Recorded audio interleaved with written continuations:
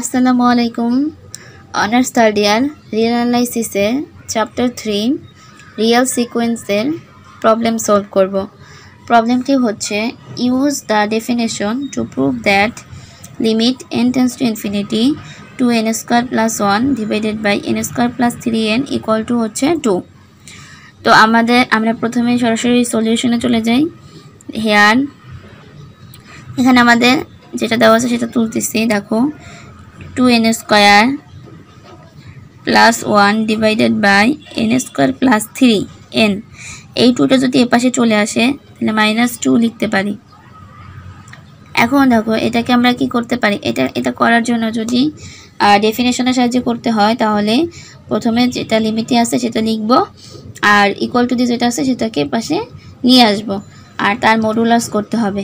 এখন যদি লসাগু করি তাহলে দেখো নিচে থাকে n² + 3n, উপরে 2n² + 1 বিয়োগ হচ্ছে 2 × n² + 3n। ঠিক আছে, এখান থেকে আমরা কি করতে পারি, এখান থেকে দেখো লেখা যায় হচ্ছে n² + 3n, n² + 3n, আর এটা হচ্ছে 2n² + 1 -2n² + -6n। 2n² কাটা থাকে কি 1 -6n divided by n² + 3n, n² + 3n। দেখো এখান থেকে আমরা মাইনাসটা কমন নিতে পারি। উপর থেকে যদি আমরা কমন নিই মাইনাস, তাহলে 6n - 1 হয়, আর নিচে হয় n² + 3n, এটার মডুলাস। এখান থেকে আমরা মান পাইলাম। ঠিক আছে, এখান থেকে লিখতে পারি হচ্ছে 6n - 1, মডুলাসের ভিতরে মাইনাসটা চলে যাবে, আর n² + 3n থাকবে। এবার এটাকে আমরা ভাঙাবো, এই মডুলাসটাকে ভাঙাবো। এটা ভাঙানোর জন্য একটা সিস্টেম আছে, সেটা হচ্ছে প্রথমে যেটা থাকবে সেটাই 6n - 1 divided by n² + 3n। ঠিক আছে, এটা হবে লেস দেন, চিহ্নটা হবে লেস দেন। পরবর্তীতে উপরে যা থাকবে তাই, আর নিচে একটা পদ কমে যাবে, থাকবে শুধু n²।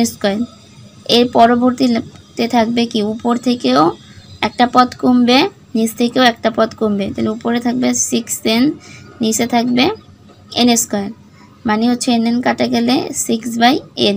ঠিক আছে, এখন এই যে পুরোটা, এটা কিন্তু আমরা এই জিনিসটা থেকে পাইলাম। এইটা ইকুয়াল টু লিখতে পারি কি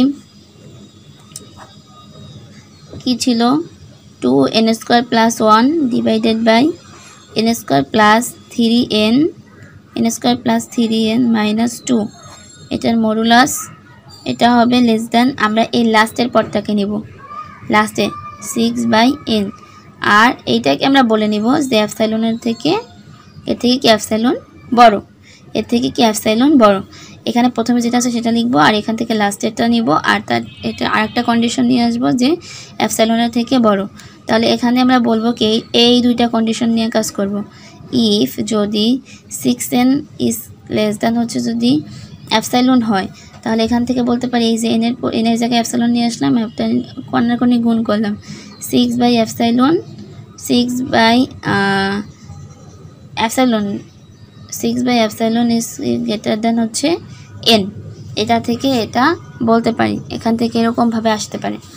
এখন দেখো এখানে একটা কথা বলা যায় কি, যদি 6/এপসাইলন হতে বড় একটি ধনাত্মক পূর্ণসংখ্যা m হয়, তাহলে আমরা কি লিখতে পারি, if m is a positive integer